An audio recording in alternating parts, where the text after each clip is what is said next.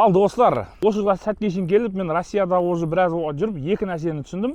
Яғни Россияға бірінші рет кіргеннен кейін екі нәрсеге өте мұқият болу керек екен.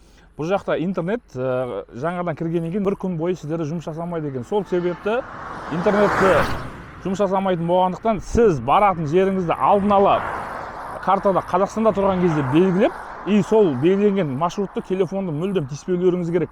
Просто зарядкаға қойып қойсаңыздар болды. Ара-арасында ұстап сіз баратын жерлеріңізге амалдап жетіп аласыздар. Ал егер де сіз ол телефонды шұқылап немесе картаны өшіріп алсаңыздар, сіздер бұл жерде кәдімгі 24 сағатқа қалып кетесіздер. Себебі сіздерді келесі күнге дейін сіздерде интернет болмайды. Мен де мысалы сол себепке байланысты мен қазіргі Чеченстан Республикасының астанасы Грознойға да қазір кірмей, объездной жолмен өтейін деп жатырмын. Себебі бұдан алдыңғы қателігім, мен Астрахан қаласының ішіне кіріп, менің GPS-ім істемей қалып, мен Астрахан қаласында біраз шама қалып кеткен едім. Сол себепті сондай қателіктерді жол бермеу үшін мен қазір барар жолымды бәрін объездноймен өтіп, ертең мен қайтар жолымда интернетім міндетті түрде жұмыс жасайды. Сол кезде осы Грозный, Астрахан және де менің жолымдағы бірнеше қалалардың ішін жақсылап, нақтылап кіріп көріп шығамын.